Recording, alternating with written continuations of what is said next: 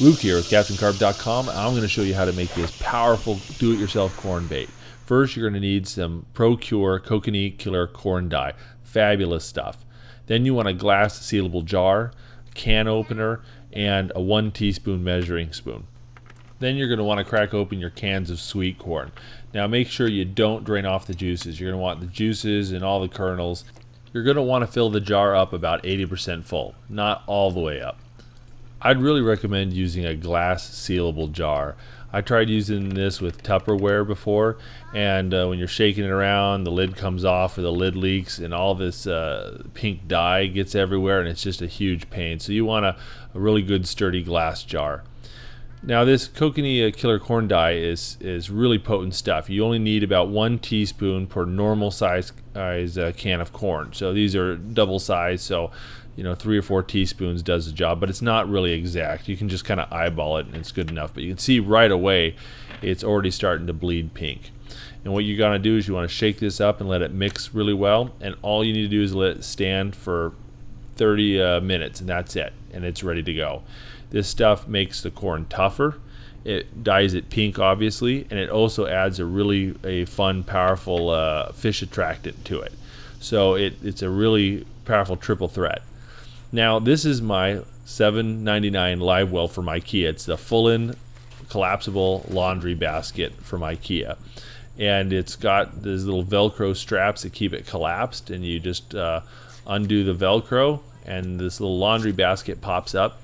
And the mesh is just perfect for a live well. Just grab a rock, chuck it in the bottom, and sink the laundry basket in the water, and boom, you've got a spacious, wonderful, cheap live well. This thing works absolutely fabulously. It even has a little lid so the fish can't jump out. And after 30 minutes, this is what the corn looks like. They're really tough little kernels. They smell great, and they're this bright fluorescent pink color. And I just take like a number 10 to number 12 hook, just barely hook it through the corner, and it's a lot tougher, so you lose very little bait. I only lost 1 kernel the entire time I was fishing for bluegill. And you can see here I'm using a 15-foot long isu rod from China. It's basically a Chinese version of a crappie pole. Really thin little rod, perfect for catching bluegill. And I got a tiny little Chinese float on there. I love this little combo. It's great for catching bluegill. And those bluegill absolutely love that cured corn. Oh, poop. Yeah, those baskets make great live wells, but only if you actually put the bluegill inside them. Yeah, so of course that was such a stupid thing to do. I'd never try that again. I'm gonna stop doing that. Yeah, I had to learn that the hard way. But this is really fabulous. A single kernel right there on the tip of the hook, just barely pierced, and it was just slamming bluegill. Now there's lots of ways to catch bluegill. There's Slim Jims and worms and bread and all sorts of fun little baits. What I like about this is that you lose very little bait. Marinating the corn in the ProCure makes it tougher, and it just doesn't come off the hook nearly as easy as other baits, and so you just have a much better hookup ratio. I also noticed that the size of the bluegill I was catching was bigger than with worms or Slim Jims. It seems like the little baby fish really go after the worms and Slim Jims a lot, but only the bigger guys take a bite on the kernels of corn. So I got bigger fish and lost a lot less bait using this cured corn as opposed to worms or Slim Jims. Another advantage of using this ProCure product on the corn is that it makes the kernels last longer. If you open a can of corn and put it in the refrigerator, within a day the kernels just shrivel up. It's like they've been squeezed out and they're just little skins left.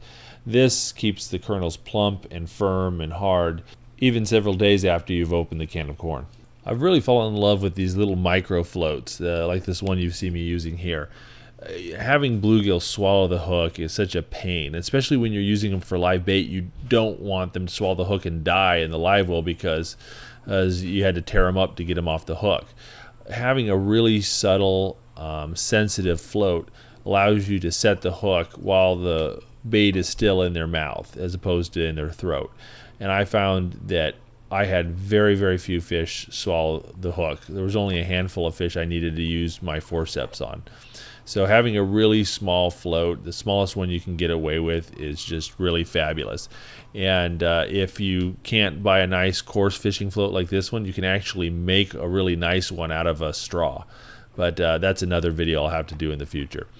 But this keep net is just fabulous. This laundry basket keeps the fish alive and healthy, keeps them aerated, makes perfect for using them for live bait, or if you're going to take them home and eat them, keeps them fresh until you're ready to cook them up.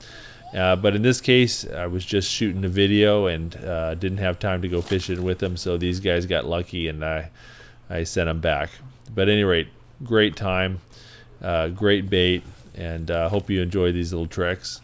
And if you like this video, check out some of our other videos, including how to catch bluegill with Slim Jims and 6 bank fishing tips and tricks. And don't forget to hit subscribe.